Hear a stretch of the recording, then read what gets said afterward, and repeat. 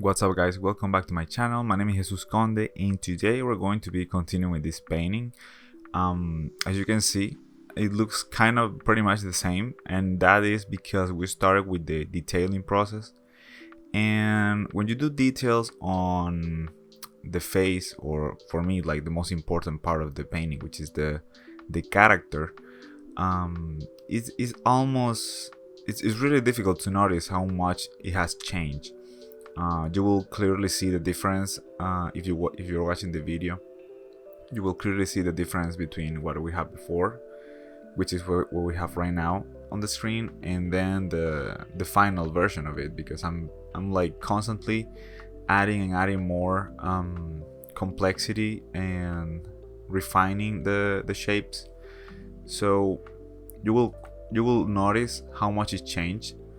But because I didn't touch the background too much, then there's gonna be like a sense of not advancing too much with the final result. I will try to switch. Maybe tomorrow I will spend more time only in the background instead of the character. You tend to look more of depending on the the complexity of the background, of course. This one is not too much. It's pretty easy. Like, these shapes that I have here in the background are way simpler than other stuff that I've done. So you will quickly notice the difference there once I get to it. In this case, I'm trying to, and this is something that I've been trying to adopt as a normal workflow for me, which is never go back to the same part, like the same part of the painting that you already paint. And the only way to do that is to really be satisfied with what you had. I mean, it's not like a super hard rule. Like, you can obviously go back to it if you want to change something, but I'm trying to leave things as great as I can, and then don't have to like constantly getting back to it to add more and more detail or whatever. Also, to be happy with the with the result that you got. Like, right now I'm doing something which I recommend, which is using the same brush size for most of the detailing process, at least in areas. In this case, I'm using this size of brush, and I do change it just like a little bit bigger and a little bit smaller depending on the part that I'm painting. But if you kind of keep the same size, I think there are benefits to that. Like, one of the benefits, obviously, it's pretty straightforward, which is you don't lose time changing the size. That's a very minimal advantage, right? there's really not too much to add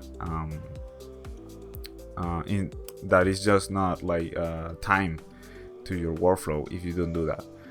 But I feel like everything works better. Like, when you have just the same size, everything looks like basically the same amount of detail, kind of, because you can actually imply a lot of detail with a big brush, depending on how big it is.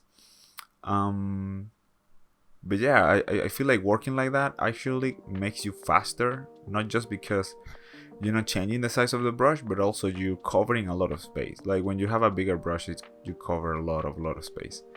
And I don't need a smaller brush than this right now for this quantity of detail that I'm doing. By the way, guys, if you have not subscribed to this channel, please do, or give me a thumbs up. That really helps the video to rank and be recommended to other people.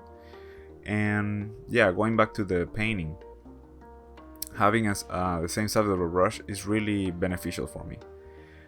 Another thing will be maybe like try to work with the same colors most of the time. I know I do a lot of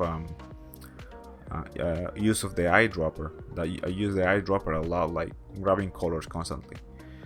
But this thing of trying to leave this part done and not go back to it, it really helps. Like, you can really see like you're moving forward with the painting. I understand that this kind of workflow may be difficult to some people that are not like experience or whatever, like beginners, it's fine. But I feel like that's kind of gives you like a benchmark of how the rest of the painting should be. So if you have a part of the painting that is basically done and you don't have to go back to it, then you know, like, okay, so everything has to look the same quantity of detail, for example. And you can see me here in the video going around a lot of parts in the painting, but I'm kind of just concentrated on just the head and around the head. Like I'm not doing anything really, like going to the, I don't know, to the legs or the hands, you know. It's like very straightforward, just one piece of, like, one step at a time kind of process that I'm doing here. So I really recommend that. And you will notice that at some point I start to bleed myself to the sides, like to touch on the background a little bit, but it's just because I feel like if I don't do that, like in those spaces, then it's gonna be difficult to paint the head again, because most of the parts that I'm trying to figure out of the background while I paint the face are around the head. So it's like if I don't fix this, it's gonna be harder later. I'm gonna have to retouch the head again. Anyway, I feel like that's a good strategy overall to apply sorry, to apply detail to a painting. And also, now that we're talking about this kind of topic about detailing and stuff like that, don't feel any pressure. Like, you don't have to finish a painting super quick just because, like, it takes what it takes. Like, a painting is not the same quantity of time for all of them, like depending on how many elements you got. And you could also, like, I've done things like having a painting almost like completely done and then like, maybe I need to change this or that. That's completely possible. Like, it happens a lot. So don't be pressured by, you know, thinking that you have to finish a painting quick. If it's for work, obviously it will be different. I wouldn't be painting something for work on just 1 hour a day. I will paint in the 8 hours, you know. Straightforward. Like, it's gonna be done way faster, that's for sure. Obviously depends on the quantity of details, changes and stuff like that, because at the end of the day, it's not your call if the painting is finished or not. But yeah, it's a matter of time basically. And the premise of this series of videos is just 1 hour of painting every day. So this is how much I can achieve with that quantity. And it doesn't mean that because I took all this time to paint in the face, it's gonna be like 10 more videos of this. What it means basically is that the face or the head has way more detail, or it needs way more detail than the other parts. You will notice, like, for example, once I'm doing like let's say the grass on the ground, that's gonna be done pretty quickly, I feel like. And also the giant pink flowers. We're gonna cover a lot of how you say that, space super fast. Also, I'm trying to add the golden pieces here and there as much as I can. I'm trying to make it look very gold looking, like for real, like trying to achieve that look. But it's not like anything scientific or anything. It's just me trying to make it look really pretty.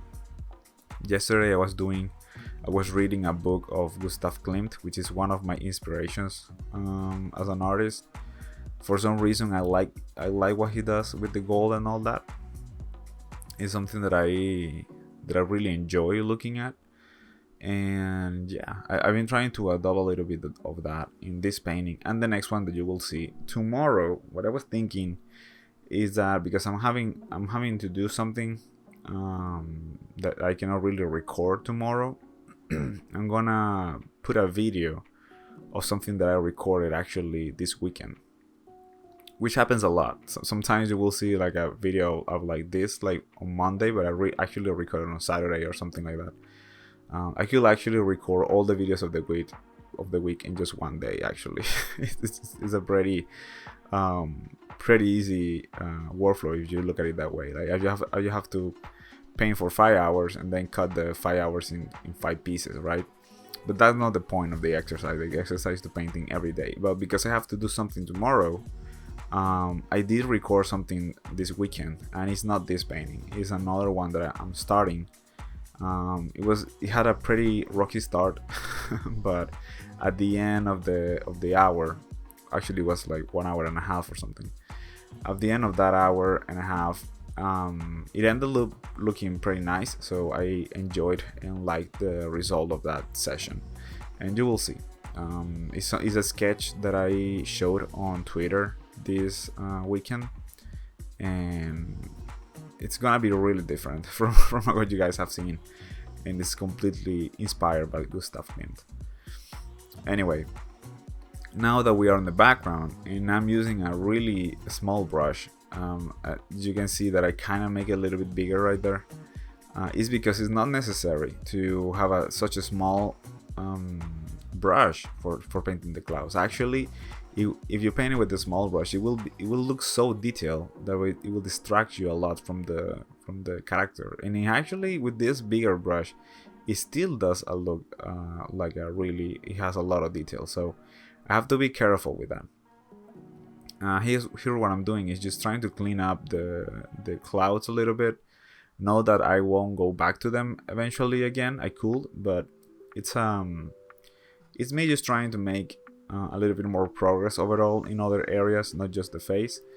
And I feel like having this part like more done, like more closer to finish, it kind of helps to motivate myself to keep working on it. Like, it's really hard when you working on something and you still have like a ton of work to do.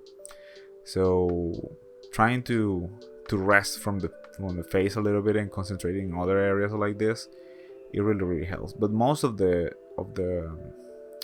progress today was on the face, even though if you compare the areas of the face and the clouds that I have painted, you could say that actually I did cover more of the clouds than the face itself, in less time, less than like a quarter of the time that I spent on painting on the face.